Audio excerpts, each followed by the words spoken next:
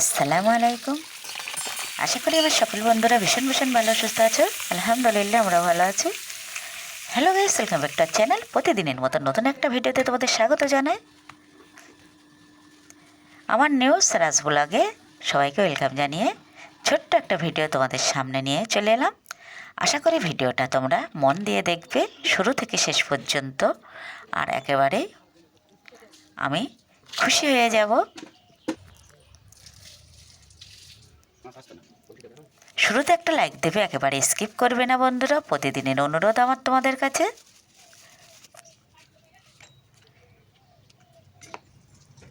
ভালো মন্দ যেটাই তোমাদের সামনে আমি তুলে ধরি, তোমরা যদি দেখে সুন্দর সুন্দর কমেন্ট করো তাহলে কিন্তু আমার নতুন করে ভিডিও করার মোটিভেট আরও বেড়ে যায়, আর অনেক আগ্রহ নিয়ে আমি ভিডিও করা শুরু করি।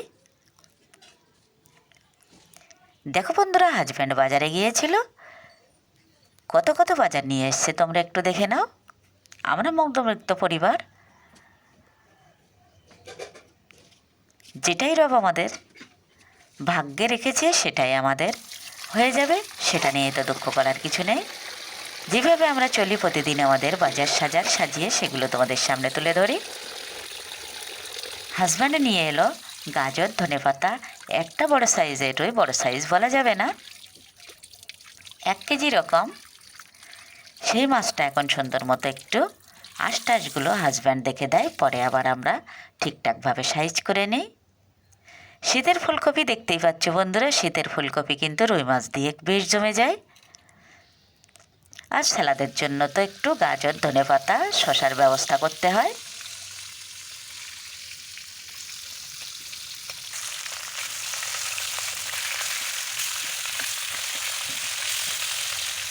সেই ফজর পরে আমরা চা খেয়ে ছেলেদের জন্য একটু হালকা টিফিন বানিয়ে নিয়ে কিন্তু সবজি কাটাকুটি, রান্নাবান্না, মাঠের উনুন লেপা সব কিছু করে সুন্দরভাবে গুছিয়ে উনান পাড়ে চলে আসি। সেই মতো গোছগাছ করে এখন আমি লবণ হলুদ মাখিয়ে মাছগুলো সুন্দর করে ভাজা করে নেব।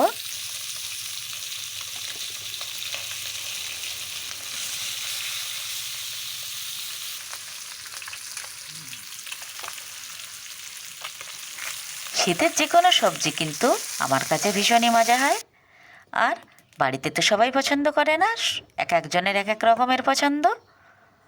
রুই মাছ দিয়ে ফুলকপি আর টমেটো, সাথে তো ধনেপাতা একটু দিতেই হয়, আর তখনই কিন্তু রান্নাটা বেশ জমে যাবে।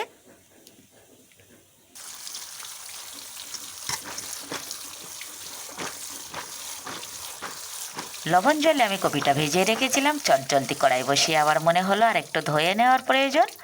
এই জন্য হাজব্যান্ডকে বললাম শিগগিরই আমার কপিটা একটু সুন্দরভাবে ধুয়ে দাও, আর আমি তো ফোনটা হাতে নিয়েই চলে গেলাম পেছন পেছন।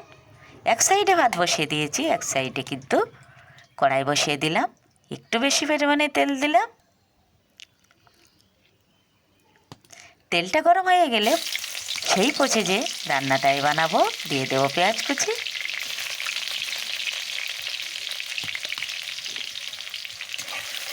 পেঁয়াজটা লাল লাল করে ভাজা করে নেব।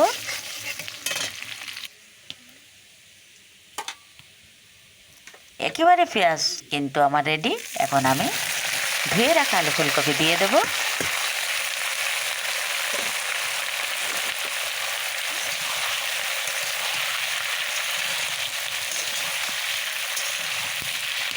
আলু ফুলকপিটা একটু নাড়িয়ে নিয়ে দিয়ে দেবো স্বাদ মতো লবণ। লবণটা দিলে সবজিটা একেবারে কমে আসবে, আর তখনই আমার কিন্তু নাড়তে সুবিধা হবে।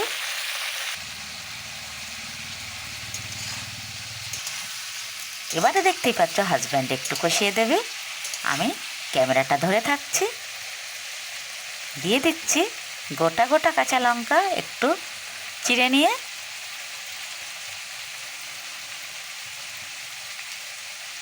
একটু না বেশ কয়েকটা দিয়েছি, কাঁচা লঙ্কার ফ্লেভারটা দারুণ আসে সবজির মধ্যে।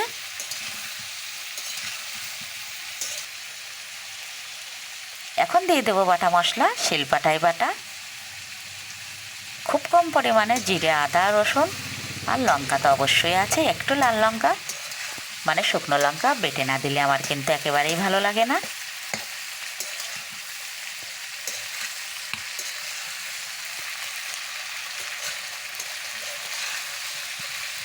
এরই মধ্যে আমি কিছু গুঁড়ো মশলা অ্যাড করে দেবো এখন। তার আগে আমি একটা টমেটো কেটে দিয়ে দিচ্ছি। যেহেতু ফুলকপি একটু গরম তরকারি, এজন্য একটা টমেটো দিলে মনে হয় ভালোই হয়।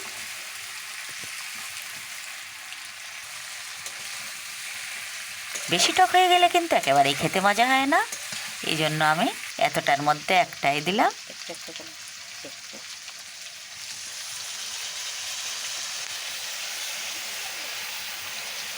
চারপাশ থেকে আমি একটু পানি দিয়ে দিলাম যাতে লেগে না যায়।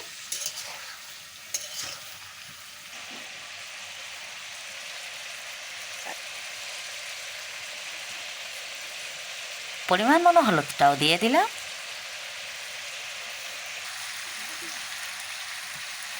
দিয়ে দিচ্ছি ধনিয়া গুঁড়ো।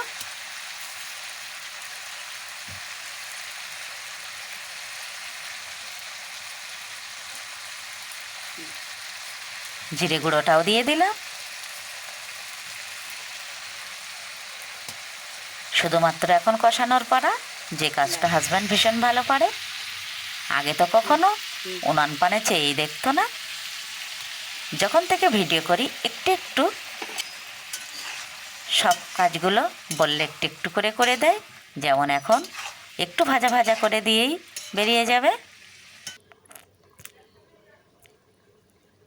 ভাতটা সাইডে ঘুরিয়ে দিয়েছি, ভাতটা ফুটতে দেরি হচ্ছিল এজন্য।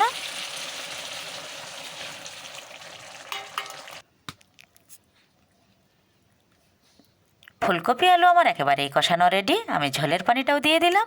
ঝোলের পানিটা একটু একটু ফুটতে থাকছে, তখনই আমি রুই মাছের পিসগুলো সাজিয়ে দিচ্ছি। একেবারে টাটকা শীতের কাঁচা সবজি, আর সাথে একেবারেই টাটকা রুই মাছ। সবজিটা অনেক অনেক মজা হয়েছিল।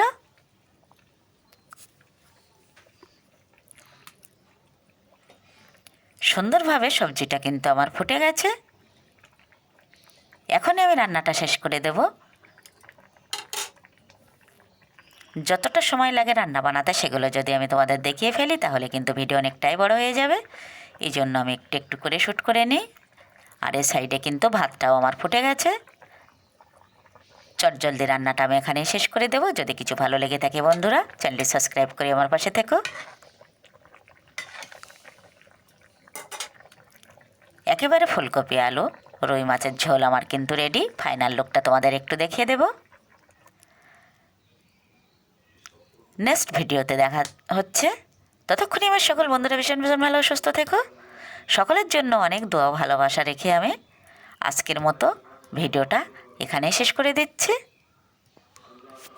আল্লাহ হাফেজ।